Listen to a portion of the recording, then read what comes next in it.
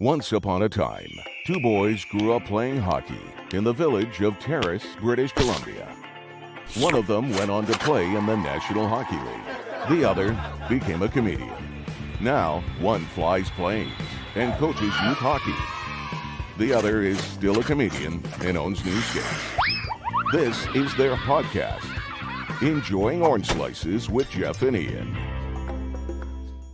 Hello, Jeff. How are you? I'm good. I'm excited about today. Rick Ball is joining us from the Chicago Blackhawks broadcast booth live above United Airlines Arena. It'll be a lot of fun. Yeah, by way of the Kelowna Memorial Arena, the pride of Kelowna, British Columbia. You guys went to high you school. went to high school together, yeah. Yeah, so Rick and I went to high school, and he was a great guy back then, still a great guy. I see him when I'm in Chicago. He was a great geek. From time to time, and we see him, obviously he comes through Vegas, and you saw him in LA when the Hawks were out. But what a story. I mean, he just kept on keeping on, and now he is a broadcaster for the original one of the original six NHL teams. Awesome Yeah, story. he's doing great. You know, he's one of those guys that he started young, and hockey players are the same point. When you're young, you just have a little bit of naivety to you and drive. And as long as you have that, anything's possible theory in your brain, you'll go longer. And yeah, he's just gone great, and I love it.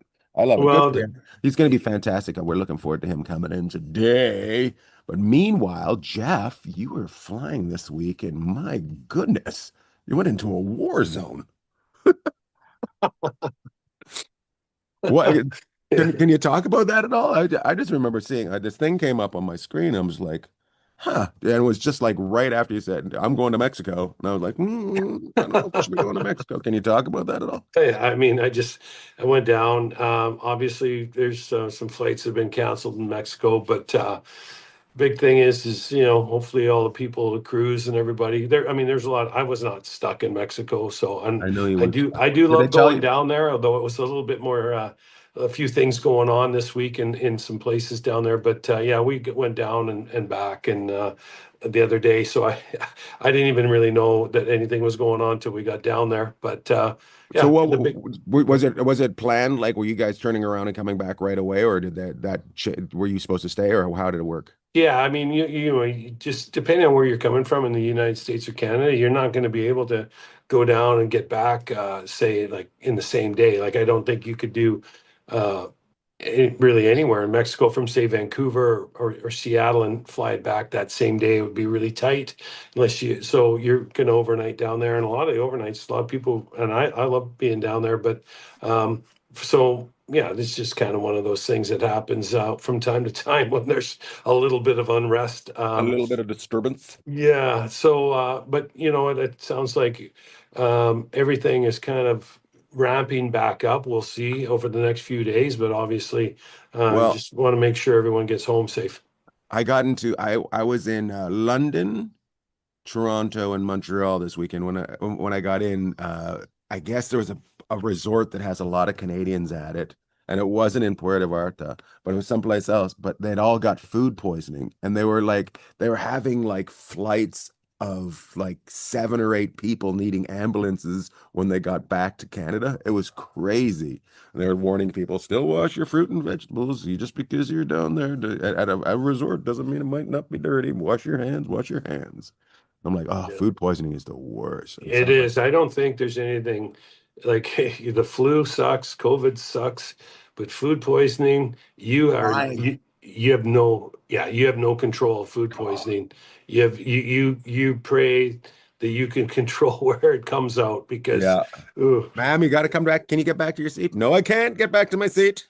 I'll be landing from the toilet. Yeah, there's just you just the first time I ever got food poisoning, it's like, oh, that is the worst. It's like getting run over. It's terrible. So You'll empty I up. can't imagine why I had to fly once. Sometimes though you don't even know until you're in the air, right? Because food poisoning doesn't hit you right away, and you could have something a few hours later, all You of a all sudden having food you're poisoning? at 35,000 feet. So, Did you uh, fly? Are you saying you had food poisoning while flying? well, years ago I had food. Yeah, I did. I ended up with food poisoning, and didn't feel good about it. And it's like, whoa. So we had to control that as best we could. Yeah. Yeah. No way. It's just Years like and years ago, I had it a one show, time. like Yeah, there's not airplane. much you can do then, eh? You just gotta, you're along for the ride, but you kind of, I was I, able to glue it together. I always giggle every time I go by Whole Foods and think about you having too many probiotics before flying. I see this is where this show's going. Oh yeah, be careful about the probiotic drinks at Whole Foods. You're gonna get way healthier than you think, way quicker than you think. It's you better tell a story about your fiber one bars if we're bringing Oh, up my probiotics oh, history. fiber one bars. It's just you just we there's nothing like being on a plane and you just hear that and you're just like, Yeah, yeah, you hope you have an aisle seat, not a middle or a window when yeah, you hear that noise. yeah, Eh, Oh my God. yeah. I love it though. Um, But so yeah, congratulations, after that, congratulations to American men and women winning the gold medal. Fantastic hockey this weekend. yeah, we talked a little bit about it with Rick, and yeah, it was awesome. The the quarterfinal, like the group stage of the men's, was really interesting. The quarterfinals was like edge of your seat kind of stuff for Edge the of your men's, seat. and then the finals is kind of what I think everybody in North America looked forward to. Um, I thought if you're Coach Cooper from Canada and watching the game as much as I could, because then I had to go to work, unfortunately, and I was able to watch the Fly to Mexico. kind of, huh? You had to fly to Mexico. I had to go to Mexico, but yeah, I think if you're Coach Cooper, you're really happy about what you saw, and if you're, you know, the U.S., you just found a way, and you're happy you found a way uh, to get her done, and Yeah, really happy for. I mean, a guy that's taken a lot of ridicule over the years, and is in Winnipeg, and our good friend Flats works with him as Hellebuck. Got to be really, I know you're from one country or from the other, but for as far as a player that's taken a lot of heat, Hellebuck, man, I mean, some of the stuff he did in that it game, and was that's unbelievable. yeah, and I so sent you that message early in the game. I said, I think yeah, Hellebuck you can did. steal this. You Yeah, did. You sent it before I left. You said I think Hellebuck's going to win the game, and then when we landed, I was like, yeah, obviously he did, and he gave so the all of U.S. Canada is mad at Wade Flaherty right now for coaching that kid do well. Yeah, I said to Flats, I said, you better be careful. People are going to be coming for you. But That's funny. yeah, I know. Good. And you know what? Like you said, I said, if you're looking at what the Canadian team did, I said it before, I thought this might be the best team they ever had. So talented. So, I mean, and you look at the guys coming, Bedard, okay, he wasn't there this time, but you got to figure he's going to throw his name in the hat. Schaefer Mhm, is going to throw his name mhm. in the hat. You've got a lot of people coming, and we're 2027. They're going to do the World Cup, and then away we go again for the Olympics, right? So in 4 years, so it looks really good in Canada too. Obviously, I I'm think not it's going to good. get into how much it means for each country to beat each other. We know what that means, but I just think uh, it's good. yeah. It's good for the game. You talk about when the Americans won the cup in 1980, that created a whole generation of kid that played, and hopefully this does the same thing, right? Mhm. That's what you're hoping. Canada, we don't need to win for Canadians to want to play hockey because Canadians love hockey already, right? It's a thing of pride, but what Yeah. you can't win 100% of the time. It's just there's going to be a winner, there's going to be a loser, no matter what. Not crazy about 3-on-3 in the No, finals. no, no, no. I'm not either. But I like 3-on-3, but not in the finals. I just got to say this, and the NHL said it, we're invited guests. They were invited guests to the Olympics. I love the fact that it was Canada and US in the final. I just think And I was thinking about this. It wasn't that long ago that it was Canada, Russia. And I know Russia's off on the shoulder right now of the highway and or in the rest Mhm. area. They blew a They'll, tire. yeah, they're gonna, they're gonna get back in. We got to get the Russians back in to it, but they're not there right now. So you go with what you have. So the it used to be Canada and Russia, man, and really everybody's always kind of had the crosshairs, going after Canada. And now you've got, they say finally you've got a rivalry because the U.S. beat Canada in a big game. And so let's see where this goes. And it isn't going to hurt to have a little burr under the saddle up north either, No, and have a little chip on the shoulder not at looking all. forward. So yes, I think it'll introduce a ton of new faces into the game in the States, and hopefully all those new faces come into the game in Canada too, and we just keep going. We can't get to Rick without talking about the women. Canada and U.S. man, they've what is it? The last 8 Olympic gold medals. 7 of the finals have been Canada and U.S. with Canada winning 4 and the U.S. just winning their third. The Canadian women played an unbelievable game for 58 minutes. Um, and then U.S. was able to get a puck through, and then again, of course, 3-on-3 in overtime, 1 in overtime. But man, oh man, I watching those Canadian women defend and the way they played that game. I was like, if there's NHL teams when they get back going that could take this tape and show it to their team, Yeah. I just give them credit. I know they were banged up a little bit, but and the No, U.S. had their number for the year. But yeah, congrats to everybody and both men and women's teams on both sides of the border. You represented your countries very well, and represent your countries well, be good humans, and have yeah, fun. Let's get to Rick Ball, shall we? yes. Rick Ball. I was going to say Edmonton's hometown pride, but it's Kelowna's hometown pride. Rick Ball. South of Edmonton, southwest of Edmonton. Southwest of From Edmonton. southwest of Edmonton, Kelowna. Kelowna Rick Ball. Don't call him Penticton Rick. Today's guest is here. He's the voice of the Chicago Bulls. Is Rick Pippen still Ball. playing for him? I love it. Is it your second year with the Blackhawks, Rick? Year two. Yeah. I came Wow. here to start 24, 25. Year number two. It's been terrific. Team is headed in the right direction. And as you guys know, because you've both spent time here, one of the great cities in the Oh, an world, let amazing alone North city. America. Yeah. So it's been nothing but Amazing. positive.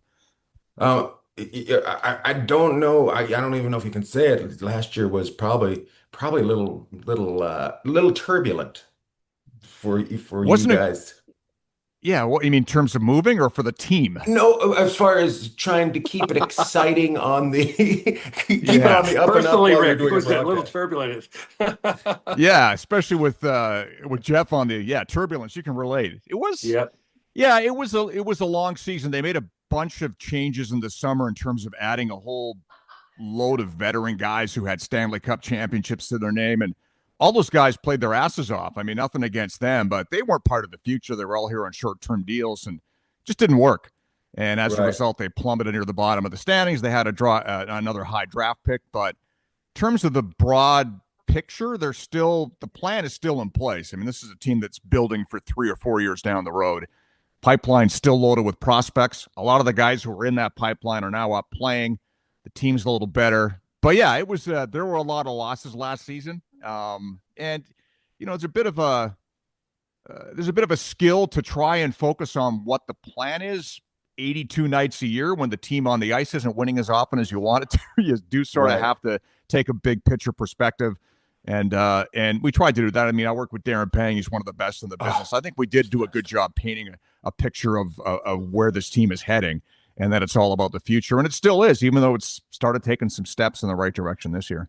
But was it tough because people thought the savior was coming and the savior was going to happen right away? Like, we're all instant Yeah. gratification people now, and the savior was here. We're going to be good. We're going to have another parade because we're winning a Stanley Cup this year. Oh my God, where did Corey Perry go? Yeah. Oops. Yeah. No, you look at, you know the sport, and Jeff obviously played in the NHL. It's such a difficult sport to have one guy win you championships. Yes. I mean, you mentioned the Bulls. You put Michael Jordan in his prime on any team in the NBA, and they're a contender. Hell, you stick him on a high school team, they might make the playoffs in the NBA, just having him, because he plays 45 of the 48 minutes a night. And in hockey, your best forward might play 20, 21 minutes a game, and that's high. So there's 2/3 of the game where Connor Bedard or Connor McDavid or Nathan McKinnon aren't even on the ice. So you really do need a full team, and that's the part that they've been filling out. Yeah, they got a superstar, and Bedard's taken a huge step forward this year. I think it's been a real coming out season for him before he got hurt. But you have to fill in the other pieces of the puzzle, or you have no chance. One great player is not going to get it done for you. So they're still in the process of doing that, but they've picked up a great goaltender in Spencer Knight with that trade they made with Florida last season. Their blue line is young. They make a lot of mistakes, but I think they're set, certainly with their top 4 guys for the next decade. And they're starting to fill in with some younger guys at forward. So, it's trending in the right direction, but expecting one guy to do it. Took a while for McDavid to have an impact in Edmonton in terms of them becoming a contender. They had to build the team around him. And, it's just the story in hockey. It really is a team game. Hey, so Rick, let's talk about Bedard there a little bit. What's the one thing you watch him every night? We watch you as many nights as we can.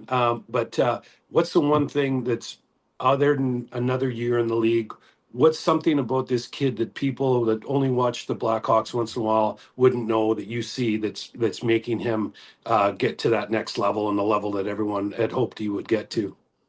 To me, the single biggest thing that he needed to work on was his quickness. Has always had incredible vision, great playmaker, world-class shot, all the other intangibles. He was not the fastest skater. He worked on that in the summer. He's not going to be mistaken for Connor McDavid in terms of his speed, but it's been noticeably better this year. We saw it right at training camp. He looked quicker just in drills, and it's translated onto the ice again. So I feel like that single thing was the main focus for him in the summer. He didn't go play at the Worlds last season. He got invited for Canada, didn't go because he wanted to head back to North Vancouver and work on the areas of his game that he needed to improve to be a better player for the Chicago Blackhawks. Think it was the right move for him, for the team that pays him. Maybe didn't do him any favors with Hockey Canada. I'm not saying that's why he's not playing at the Olympics, but Hockey Canada does tend to look first at guys who stepped up before. He's played in the World Juniors before, but did not play in the World Championships last year. Certainly didn't help.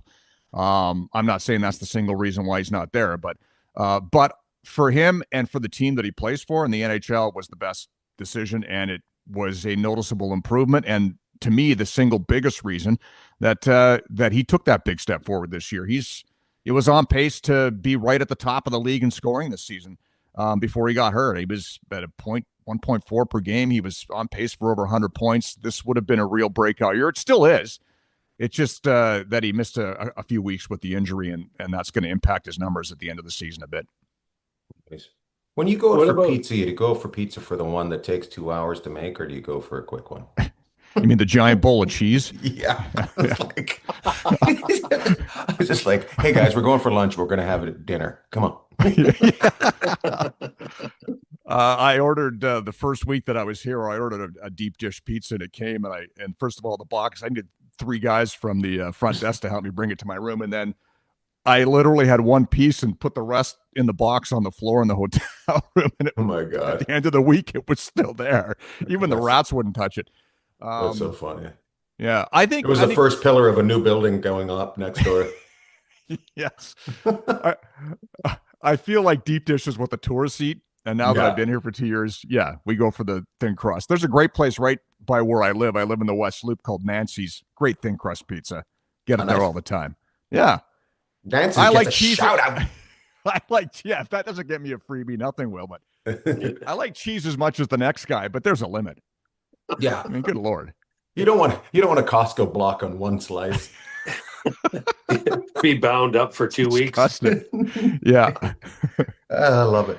I always got to bring up the pizza whenever you talk to somebody from Chicago. Okay, Jeff, sorry, I interrupted your No, important that's question. that's more interesting. Actually, you talked about we'll talk about the Hawks a little bit more and then move on. But you talked Sure. about the young defenseman, and another, like, they're massive, like Yeah. and when you watch them, like when someone sticks out because they're that much bigger than the rest of the players on the ice, well, that's Chicago's defense. Like, talk about a little bit about those guys coming of age and cutting their teeth in the NHL and just their sheer size.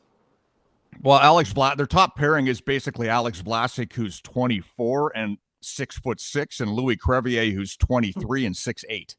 Oh, Yeah. So they could eat a it's whole pizza. Yeah, they they could. could.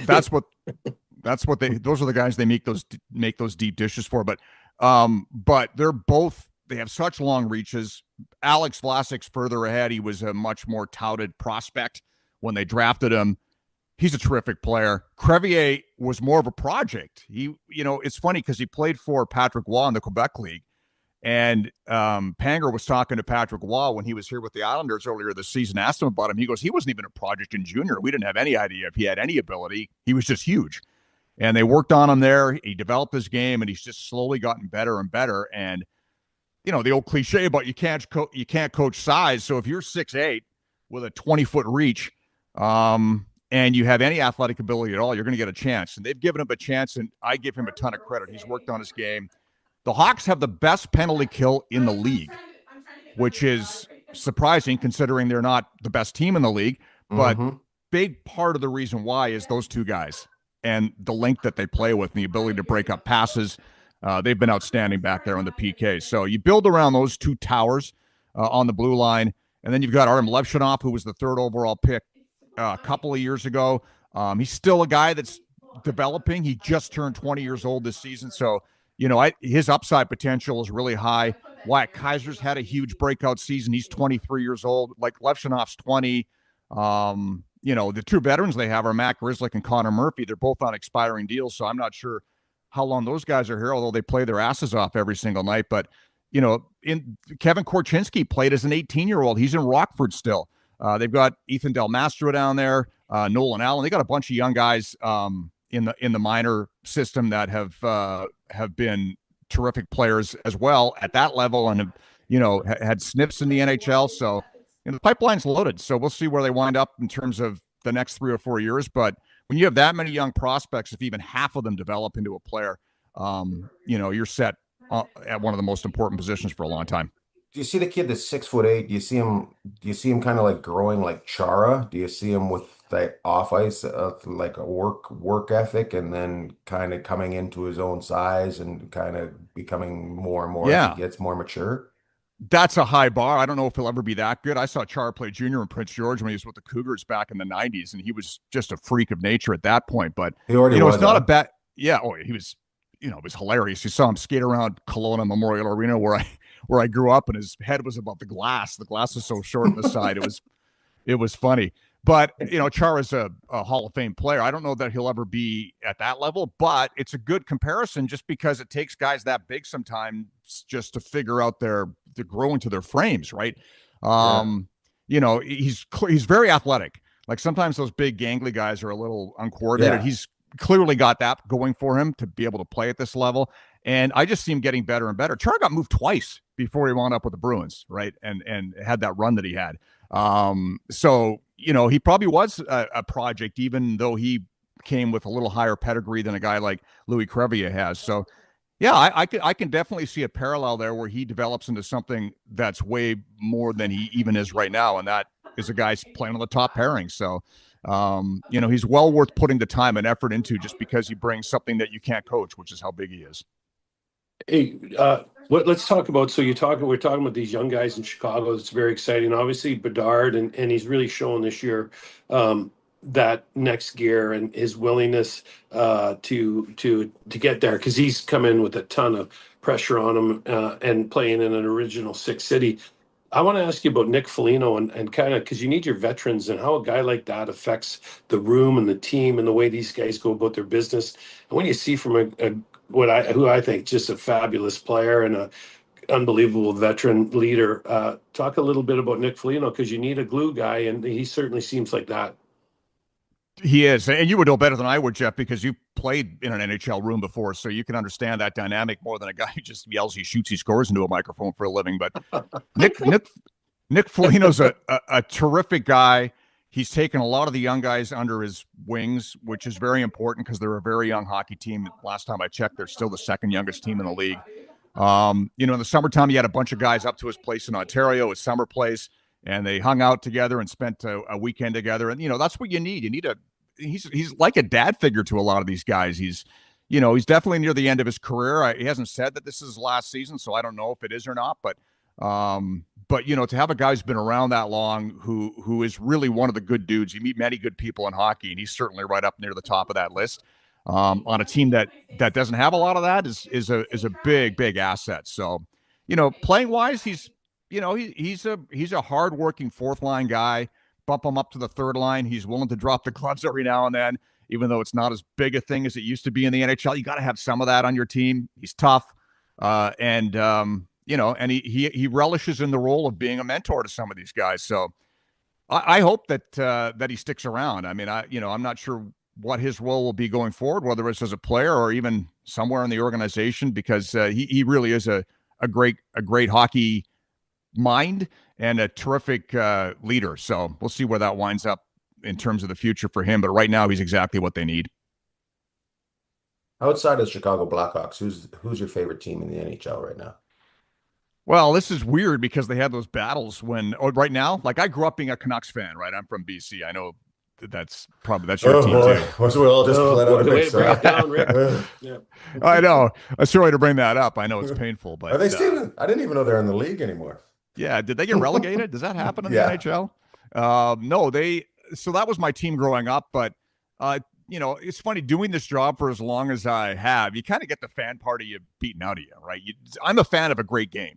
That's what I'm a fan of in terms of being a broadcaster. I just the team that you cover, like I do Hawks games. I want the Hawks to win. That's my team. That's the team I cover. But okay, let me change it. Let me change it then. Which team right now are you excited when you guys go in and play? Are you like, oh, do I like watching? You're like just you guys are going in to play. You're like, I'm going to call this game. I'm excited because the other team's on as well. Yeah, Colorado, they're incredible. Yeah, I mean, McKinnon. The Hawks played them once this year, and it was right after they got clobbered in Buffalo 9-2, and they lost 1-0 to the Avalanche back at home. So they clearly got the wake-up call with that performance against the Sabres. That kind of started the Sabres turnaround, by the way, that game. They started rolling after that. Played Colorado very well. We're going to see him a couple times coming up shortly after the break. I mean, Nathan McKinnon's an unbelievable player. He's, almost as fast as McDavid, and he's like a runaway train whenever he's on the ice. Cale Makar is the best defenseman, if not the best, every single season. He's in the top 3. I mean, he's won, a couple Norrises now. He's a good Calgary guy. Spent 10 years there. So I have a little spot in my heart for him because he came out of Cowtown, and they're a force. I mean, that team is incredible. So any of those top teams with multiple superstar players, it's a thrill, man. Calling NHL hockey is a thrill. Like, you get to see those guys play the hardest sport in the world at that level, at that speed. Like I said, I sit back, I hope for a great game, and I'm blown away by the talent level on the ice any given night. Even two of the lower teams in the league, there's always a handful of guys that do things every single night that blow your socks off. Right. Hey, Rick, what about two things? One question is on, you kind of talked about McKinnon, Makar being, is there anybody that you've called this year that just jumped off the ice at you, like, wow, like, obviously your own team, we've kind of focused on them, but is there any other team you've played this year that you're like, holy cow, that I had no idea that this guy could do that? Or obviously in the Central Division where the Hawks play, you probably see those guys, obviously see them more, but any specific player or players that you've seen over the last year or two that you're like, wow, that's pretty special? I wouldn't say there's anybody so far this season that surprised me. I mean, you watch a lot of games on TV. You do too, Jeff, and Ian, I know you do. You sort of have an idea what's coming. The guy that blew my socks off last year seeing for the first time live was Lane Hudson. the defenseman who won the Calder last season, plays in Montreal. He's a Chicago area guy too, but to see him play in person, I'm like, that's the best rookie I've seen this year. And, all due respect to Macklin Celebrini, but when I watched him play, maybe he just had a great night because he was playing back in his hometown. But boy, he was really something to watch him. He looked like Hughes and McCarr and all those guys who just control the game from the blue line. So I was blown away by him. I will say this about one team. I mentioned the Buffalo Sabres. So for the last few years, every time I watch Buffalo play, I would say to myself, they have so many great players. Why are they so bad? And they finally seem to have figured it out this season. I mean, they made the general manager change, but I can't imagine that's the reason why. The personnel didn't change that much, but they have so many high-end guys. And I talked about that 9-2 game, and I came out of that game when they beat the Hawks, and I go, how come this team's record is so awful? And they seem to have caught fire. So whatever they needed to mix into the sauce to make it finally taste like something, they figured that out. We'll see if it keeps going after the break, but that's a team in my mind that I always expected more from whenever I watched them play, and they just couldn't get it going. That looks like they might have found it. So we'll see if that continues. You know what it is? I'm just going to just go right off the cuff here and just say, Sure. I'm not a big believer in that coach, and I think they're a bunch of latchkey kids. And no, mom and dad aren't home, and they're coming home, and nobody's really in charge. And some player has stepped up and gotten in charge of them. That's what it feels like to me. I don't know, but I can't imagine what it's like watching a Chicago Blackhawks game and a Buffalo Sabres game with the two best logos in the league going head to head against each other. It just must be like, logo to logo. Oh, yeah, I agree. I don't know. I definitely agree the Hawks. The Sabres are great, too. I think Chicago's got the best jersey, not just in the league, in all of sports. Like, it's amazing. It looks so good. Both the whites and the reds, they both pop. Like, it's incredible to get to sit in that arena and watch that sweater skate around the ice every night. Yeah, that is. I do like Buffalo. I got to go with Lord Bagg, but you know what? The red jerseys that Montreal have, man, those are pretty special too. But Detroit's the best jersey. We know that. So, hey, Rick, if Vancouver could pick just one, they might have a great jersey. Don't you find it interesting, Ian, that they brought back the downhill skate? People hated that jersey when it first came out. Now they're all like, "Oh, it's wonderful." I go, "No, it's a piece of crap." Oh my God! Their original jersey is the way to go, and put the orc on the shoulder. Like that original jersey with those colors are unbelievable. I wanted to ask you this question before we get into color patterns a little bit more. What about you talked about, because I do just dabble a little bit with our good friend Darren Millard and the VGK broadcasts. Tell me the difference between doing a night, like you also, the team, like every night I go to the rink, it's like VGK wins. It's great because it's so easy to talk about. Talk about the difference between getting pumped 9-2, because I listened to that game, and then the next night you play Colorado and the team plays really well or they win. Like, just it kind of talk everyone through the difference between winning and losing and how much that affects the telecast. Well, it's true. I mean, you're talking when you're doing a regional show. There's a difference between a regional and national show. I did Hockey Night in Canada a lot too, right? So you sort of have to present it from both perspectives when you're doing a national show. When you're doing a regional show, you're talking to 95% Blackhawk fans, right? So everything has to get fired through that prism. So when it's 9-2, they're not playing well. I mean, you can't sugarcoat it sometimes. Again, we try to put it in the bigger context that this is a plan that's bigger than this one game. But on this night, they stink. And, and some guys will try and dress it up. You don't want to get too negative, but you lose your credibility if you don't acknowledge reality at some point. So those are tougher to do. And oftentimes what I find too is you wind up talking a little more about the other team because they were having a great night. I don't remember. I think Tage Thompson might have had a hat trick or whatever. And, that's one of those guys I was talking about. Like, why is this team not better? It's record. I mean, look at these guys. They've got Thompson and Tuck, and their blue line's incredible. So, that's part of it a little bit. You sort of, when the game gets totally out of hand, you have to take a bigger picture about the game. And, hey, the other team's playing well. There's lots of guys to talk about on that team, too. So there is a little bit of a different approach. It's always easier when the home team wins and you're doing a home show, for sure. The easiest ones are great games. Like sometimes even if the home team loses, or the team you're covering loses, but it's a great game, there's still lots to chew on. When it's a blowout, I mean, it's 7-1 in the third period. I mean, not only are you in a position where the team's not playing well, but the game's over. So you got to figure out a way to fill half an hour when the result's already in the bag. Those can be tricky, and that's when experience and preparation, all the stories, like Panger's great at that, right? He'll have a story about something that happened to him when he played against the Sabres, or a guy that's one of the coaches in the Sabres he played with. He can tell us something. You have to fill the time with something because nobody gives a crap about the game anymore at that point, even the team that's ahead. So that's fun. Just trying to come up with good stories. yeah, the ice is usually kept at about 0 degrees. yeah. What is why some guys have that tendency to, the guys rushing the puck up the ice. His grandmother's dog is named Spike. And, like you drop in all these little tidbits, but I try and save as much of that prep stuff for when we really need it, when the pane of glass breaks and you got to fill 10 minutes or the game's out of hand. Yeah. There's a real balancing act between throwing out too much extraneous information and not enough. What's your day of game schedule? Like, do you have a ritual that you go through every game? Do you have when do you start to prepare? Tell him, if somebody was to see you on a day of the game, would you still acknowledge them? Or are you in your head so bad it's like you don't even recognize anybody? That's interesting. I'm going to ask you that same question again in a second in your job, but I don't prepare. You don't prepare.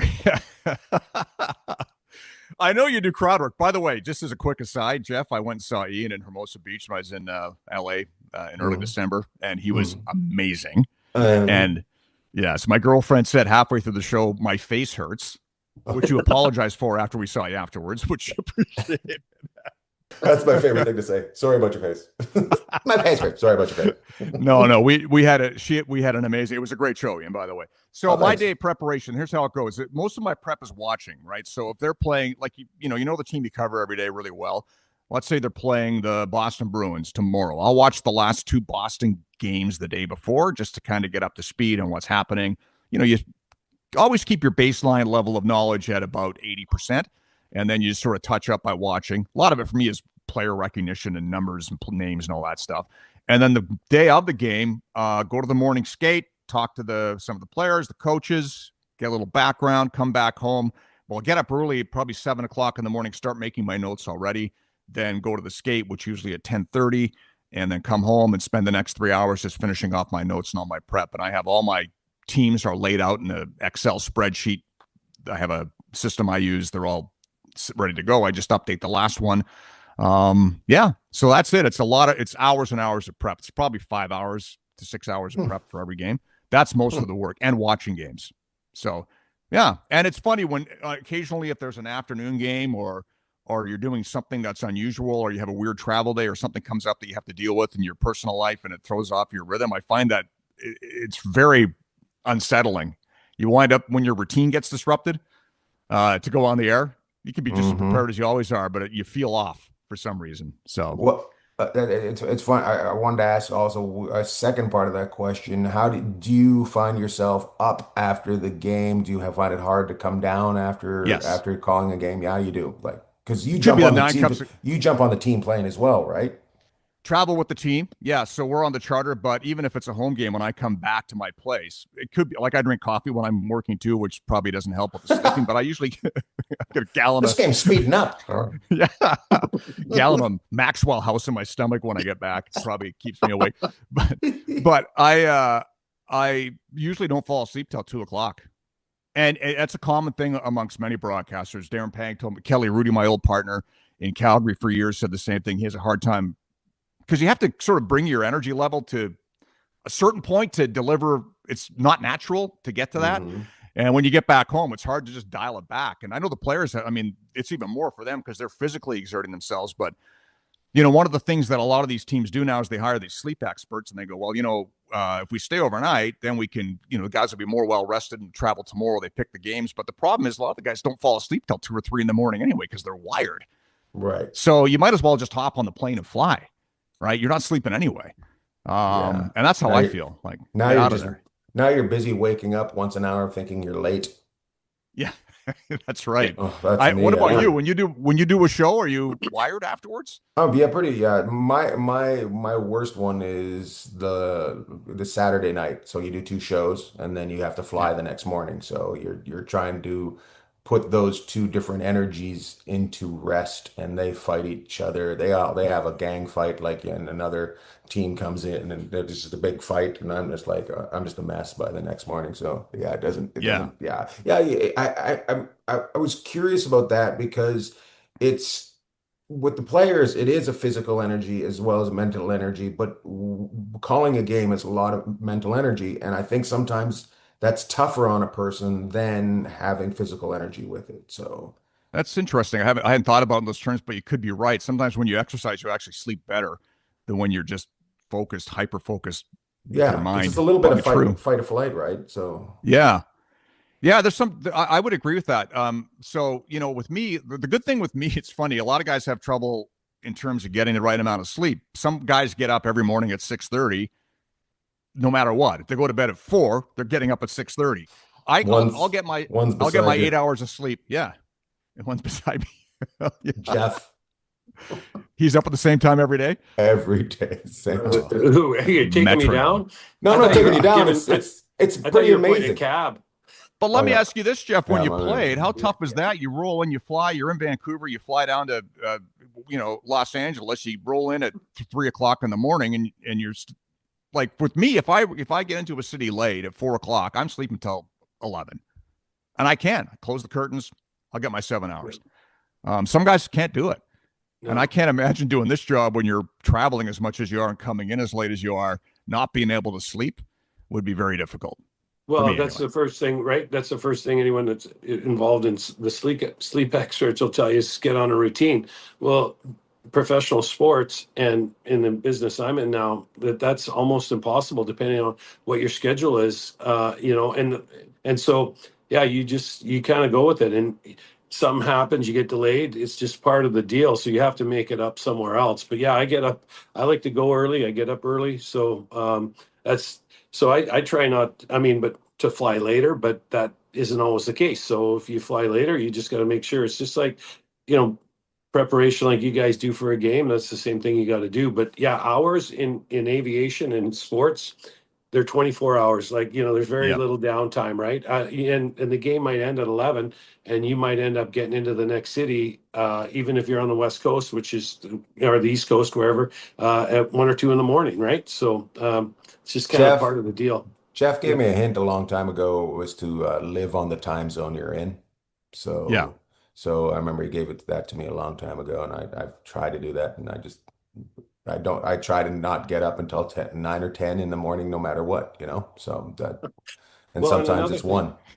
yeah, and another thing is you sleep like a lot of times, like Ian was saying, he fights after the Saturday night show because he knows he's usually on one of the first flights out of wherever he is, and so he knows, right, and he's got to get up, and your mind's telling you one thing and your body's telling you another, but you just take what you can get and don't Yeah. stress out about it. Like when you're on the East Coast, Rick, this calling games, or you're in the Central most of the time now, but if you got to come back out like when you were in Calgary, you just, if you only got 5 or 6 hours, you only got 5 or 6 hours. That's the way it was. And, try and make it up somewhere else. But that's the It's thing. it's it's easier going that way because you gain time, right?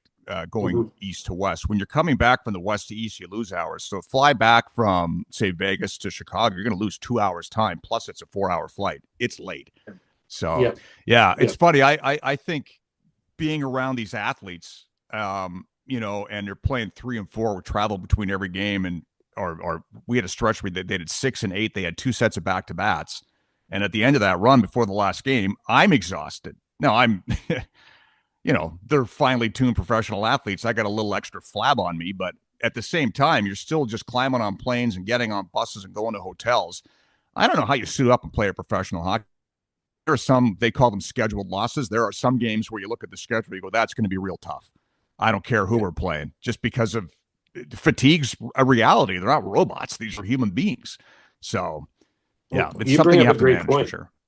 Yeah, and if you think about it, how many times this year, and it's happened to every NHL team, and I know they're well compensated and they're on the charter and they're the best of the best, but you'll have teams but you're also paying when you go to watch these guys play, you're going to see them at their best. And a lot of times you'll see them play 8 games or 9 games in 8 or 9 different cities, especially with the Four Nations last year, and we're in the Olympic year this year.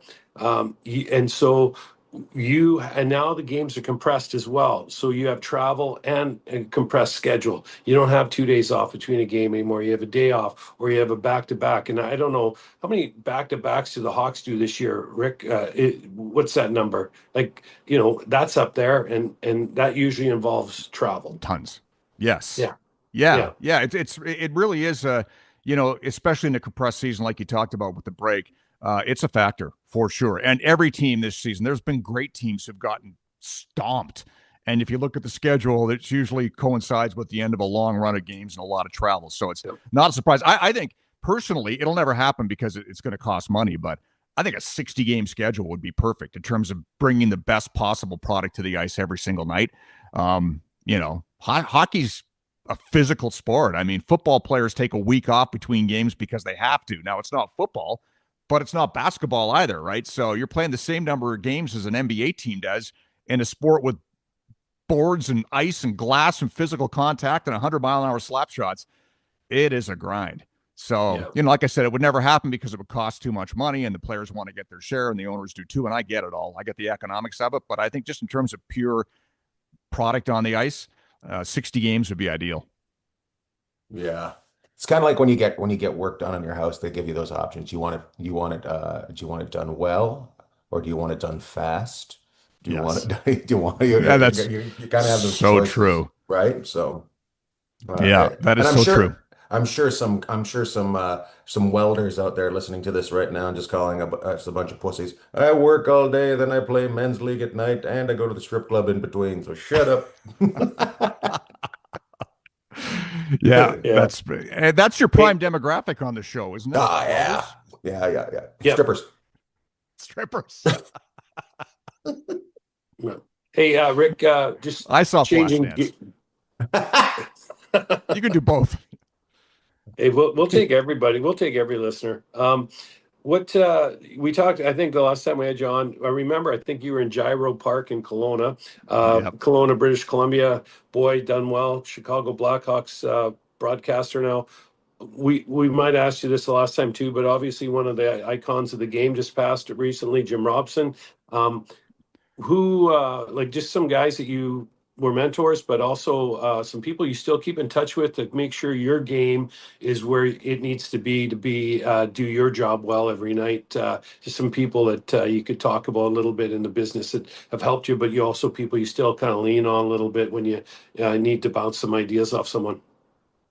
Well, I'm glad you brought up Jim Robson. So he was a huge influence on me growing up in Kelowna. He was for those who might not know who he is, he was the radio play-by-play voice for the Vancouver Canucks from their inception in 1970 until I think he finished doing it in 96. Was his last year as the radio guy. He did some TV games after that. One of the great broadcasters in hockey history. He's in the Hockey Hall of Fame in the broadcasting arm, and rightfully so. Listened to him call probably thousands of games growing up when I was a kid. Back when we were younger, not every game was on TV. So the radio was your connection to the team, especially when you didn't live in Vancouver. And the radio broadcaster was the Vancouver Canucks to me. And on top of that, he was great at it. So when you look at the number of guys who've come out of Vancouver and are NHL broadcasters, there is a direct lineage from Jim Robson down through Jim Hewson, John Shorthouse, Dave Randorf's in Tampa.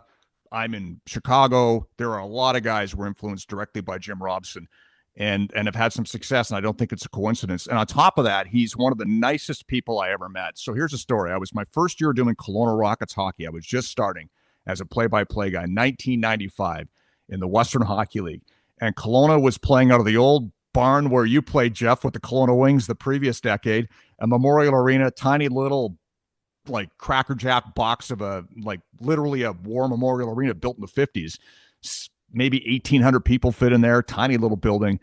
And Jim was in town, and we arranged through a connection that we had at the radio station I was working for to have him come and sit in with me. And Brad Fay was my broadcast partner, who now works at Sportsnet, which is a major national sports network in Canada, was my color guy. And Jim came and sat with us, and I thought he'd come in and say a few words and then leave. He sat with us the entire game as a third guy in the booth doing a junior hockey game. Me, Brad Fay, and Hall of Famer Jim Robson.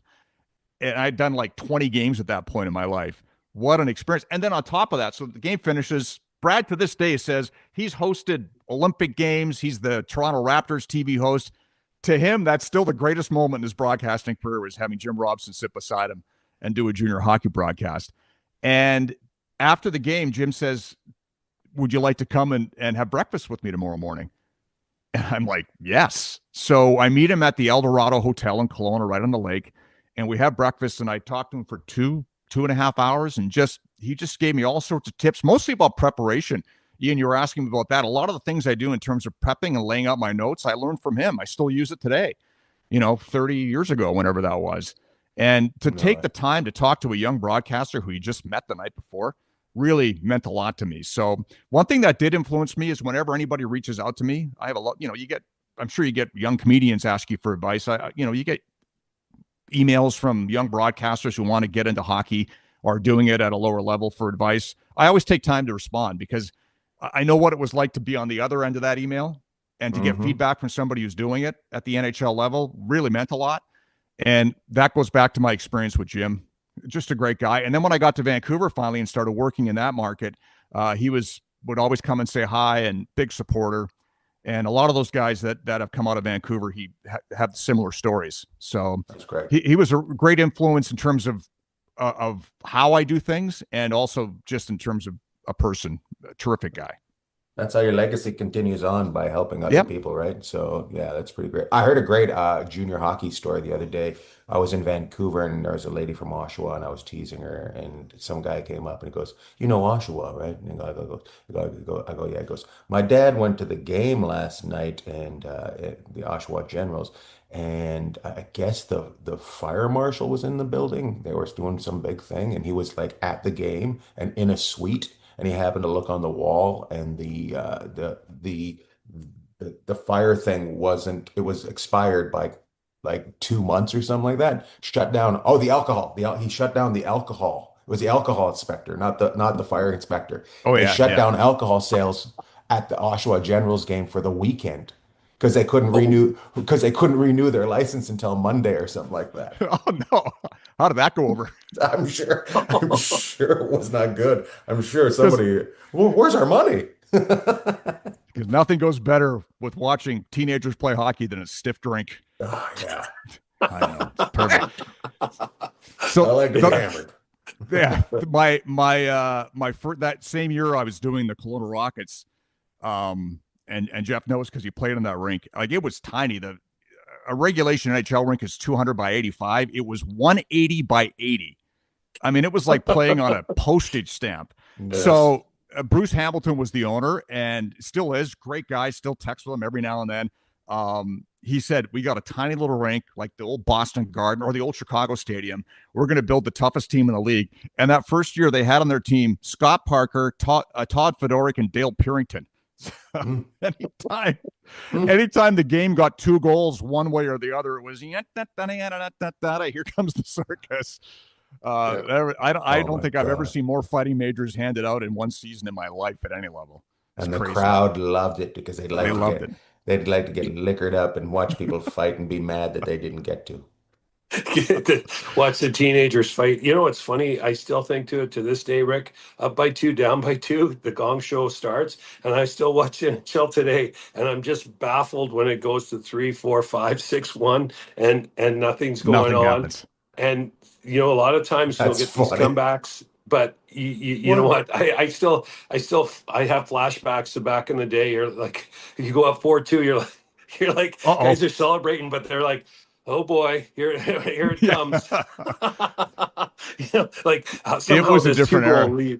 What's that? Sorry. I still feel like, though, Jeff, you can attest to this, even though fighting is way less than it ever used to be as part of the game, there's still got to be some level of comfort if you're a player on a team to know you've got a guy at the end of the bench, if things get silly, can take care of stuff.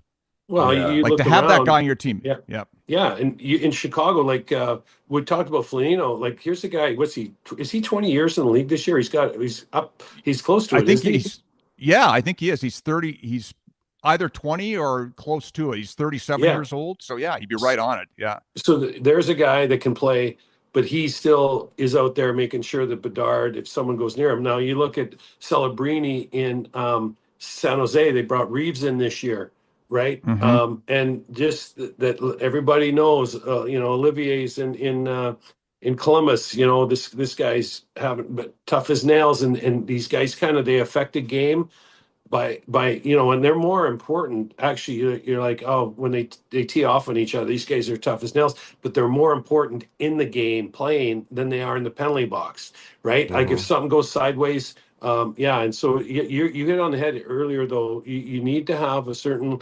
level of you look at Florida, right? They've kind of bullied their way through the last couple of years. They've got skill, they got toughness. Now you see everyone out east uh, kind of fighting fire with fire, like Tampa Bay, Yeah. Boston.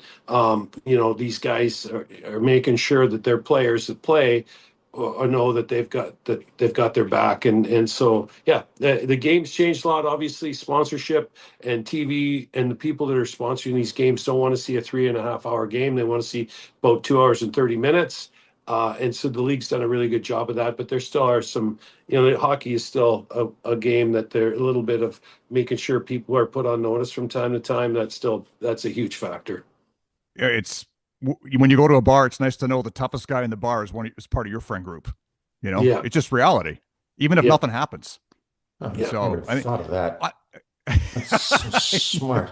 No wonder we got our asses kicked every time we walked in the bar. I wonder sometimes, guys, if as the game has gotten more and more skilled and the players faster, it's so exciting. But if you just put together a team of crushers, if you could be effective, it's not like you wouldn't go back to the 70s. The league would never allow it. And I think that team might actually do well in the playoffs. I just don't know if you get to the playoffs.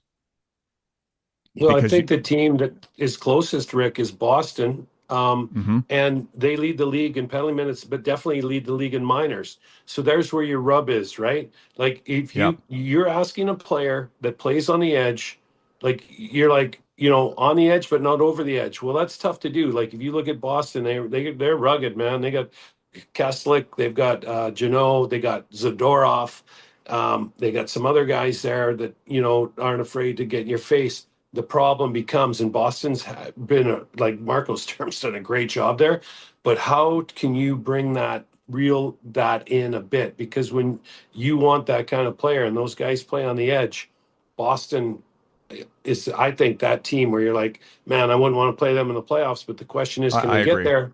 Because there's, I love Pasternak the other night in the outdoor game. He said we made a few mistakes. And meaning that they were in the penalty box the whole second period, right? And that's when Tampa Bay, that was a couple weeks ago, but Tampa Bay was able to come back in the game, and ultimately, what did they win it in OT or in a shootout? And so there's where your rub is, because 5v5 is so important to be good as you go on to the season. And then the great teams, their special teams, always kind of find a way to push them over the edge. So you just can't be in the box. But that would be the team I'd look at and say, there's your test case right there. What does Boston do? And can those guys bring it back that just a touch and keep that physicality? That's a great example. I think Florida struck a great balance, right? They had toughness, they play physical, but they also have skill. And, Sam Bennett's a great example to me. I covered him when he was in Calgary at the start of his career, and he just had he had issues in the regular season because a lot of the stuff that he did, he couldn't get away with in the regular season, but the line gets moved a bit in the playoffs, and now he's very effective. So I look at Florida, they have that physical element with guys like him and Kachuk and others, and yet they have the skill to go with it, and it's no coincidence that they've been to the Cup 3 in a row and won 2 in a row. So, I think I agree with Boston this season. And I think Florida the last few years have figured out that perfect mix between grit, toughness, physicality, and skill. Still part of the game. Florida was the best. I mean, I like going and even being able to go over the line and get away with it. But give Maurice credit. He's got those guys going, and they've found they've been able to gel. I mean, being to 3 cup finals in a row, and then having the determination after you got moved out of one of them by Vegas in 23 to come back and win the next 2. Like, it's pretty special. So you look at what the East has done. Look at what Tampa Bay's done. They've tried to get a little bigger and tougher. Boston's definitely gone that direction, and yeah, it'll be interesting to see how Florida and Boston kind of move their way, because they're both right on the verge, right? As they play 25 games and 50 nights to finish. So someone's going to get hot and someone's going to maybe slide a bit. I got a two-parter question. Who do you think the next Canadian team to win the Stanley Cup is? And the second part is, who wins first, Vancouver or Toronto? So we're near 3,000. Which team? Yeah. Which team is one? Yeah. Well, Yeah. Toronto's been waiting longer for a cup than Vancouver has, only because the Canucks didn't exist when they won their last one. I think Toronto's probably closer because they're closer this season. But, right now I'd say the Oilers probably have the best chance in short term. I like the way Montreal's going in terms of the future. They are trending up, definitely. Yeah. So, I mean, the Oilers have been twice in a row. They're not as good this year as they were the last 2 years, but they still have 2 of the best players in the game. So if I had to lay $5 in a Canadian team, I would put them on them. I put the money on them to win before any of the other Canadian teams, just because they're the closest at this moment. But long term, I think Montreal's got a chance to be a very dangerous team. Honestly, I would have, if it had been September and you asked me that, I asked myself that same question. I would have put money on Winnipeg. But not now. But yeah, I think the Oilers and Montreal seem to be very interesting to me. I don't know what happened to Winnipeg. I mean, they've been better, but holy smokes, the start they got off to was terrible. It's shocking to me. I don't know what Hellebuck got hurt for a while, but it was just a disaster. So that one was a real head scratcher. But I was their entertainment at their rookie party. I think it's probably getting blamed on me. Probably not going to be invited back, I don't think, next year. So there's an open date. We found our typhoid Mary. I came in and gave him a horrible disease. Hey, how did that go, by the way? How are hockey players with that kind of stuff? Oh, that was fun. It was fun because they a bunch of them had been out to see me before, so it was fun. Yeah, they knew it was coming. I remember I did the LA Kings New Year's party years ago, like when I first moved to Los Angeles. I somehow got that, and I just remember asking. I said, I don't recognize any of you without your helmets on. So if you guys could put your helmets on. And then it was really fun. And then they're always, all hockey players are always fun. I did one for a football, I think the Philadelphia Eagles years ago too. That was not fun. Not fun. Not fun. No, they didn't get it. No, they did not. They were not smart, man. Well, who would have thought colliding headfirst into guys for a living is not going to be good for you? just a bunch of brain injuries looking at me. Yeah. Hey, Rick, one more question here before we let you run, or at least one more for me. Sure. We're in the Olympic window here. Obviously, we'll have a champion crowned most likely by the time this comes out. But when you watch what you've seen so far, is this the best team that Canada's ever had, do you think? Or like, it rivals it? Or what are you seeing from and do you like Olympic hockey? Like, you think it's been I do.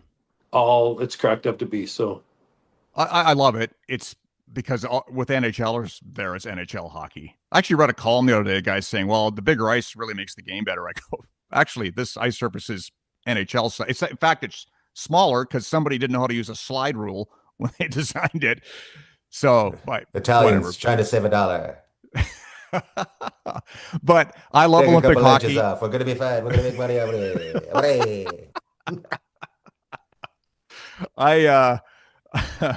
I love the hockey. I think it's been terrific. Is it the best team Canada's? I think that 2014 team might have been maybe Salt Lake City.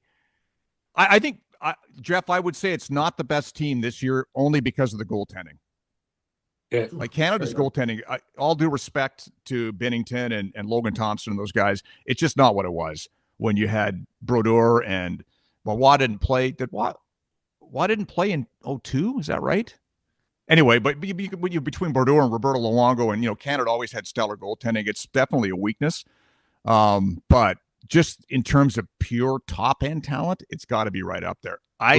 It's gonna it seems inevitable that it'll be a collision between Canada and the Americans. I could look like a fool by the time this comes out, but they're by far the two best teams, and that is going to be something else. And I look at the American team from the blue line back; they're loaded, and they're better than the Canadians are from blue line back. Canada's got more top end talent up front, and we'll see who prevails. But I love it. It's been amazing to watch Sweden come in. You never sleep on the Swedes. I think and you're right, one game winner take all, like hockey. There was a guy who played, talked about that 2014 team, I forget who they were playing, some Latvia or something, and some guy I'd never heard of made 58 saves, and Canada had to squeak out a 2-1 win. Like, hockey has an element of randomness to it that most other sports don't have. A goalie can steal a game. So in a one game, over a whole season or a 7-game series, usually the better team is going to prevail. But in one game, hell, anything can happen. So, so anything could happen. But it seems inevitable that it'll be Canada, U.S., and I can't wait. Hey, I got a question for you guys. What are you watching besides hockey at the Olympics? Do you dive into everything, or is it hockey all the time? Because I'll tell you my sport. Two-man luge. No, not the two-man. Is it not? Is that that's what we do on this? So two-man skeleton where you just get tight outfits on and just ride down a hill. I was like, who came up with that? I got to go with the 90-meter ski jump. I think that's crazy. And is it the half pipe when they come down and do those crazy tricks? I mean, and who doesn't watch the figure skating? Because there's always some kind of drama with that. But the half pipe and the ski jumping to me is just and those kids coming down, like, you have no idea how steep that is. Both you can look down and so those are my two big ones. But I try and watch as much as I can of everything, but those two I just sit there in awe of. I'm like, man, it's crazy. I was talking about this with my girlfriend the other day. The level of danger in the Winter Olympics is orders of magnitude more than the summer. Is there a sport in the summer games that, like, you might trip over that the steeplechase? You might splash into a thing if you miss your if you miss your jump. You might splash. Oh, my socks are wet. Yeah, but it's crazy. I agree. It's crazy. The Winter Olympics goes from you're on a pair of skis and you're shooting to figure skating. Like that's the far ends of it. One guy's hunting something down and the other one's crying because his outfit's out of place. Yeah, it is both the polar extremes for sure. I'll tell you the sport I watch, and this isn't a joke: curling. That's my Canadian roots coming out. Yeah. So was he cheating or not? Was he cheating or not? Well, they said he double touched. I actually never saw it. I just read about it, so I don't know. But Hey, he watches curling, but he reads more about it than he watches. Yeah, I like reading about it. It's too exciting to watch it live. I can't take them. I just love it because with the Olympic spirit of telling Sweden to fuck off. Yeah, those Swedes rub a lot of people the wrong way. Fuck you. Fuck you. So when I was first started working in Kelowna, Pat Ryan and Rick Folk had both individually won Briars, which is the Canadian Men's Curling Championships, with their own teams. They both moved to Kelowna, like prairie people tended to do back then, and they formed a super team in curling. And so I didn't know shit about curling. I wound up covering a ton of curling because they were winning every year. and I actually learned to really like it. Plus, there's a lot of rye whiskey consumed at those curling bonspiels, so that kind of got me into it even more. But the experience of covering those guys made me appreciate the sport. And it was also, I think, one of the first sports, if not the first, where they mic'd up the competitors.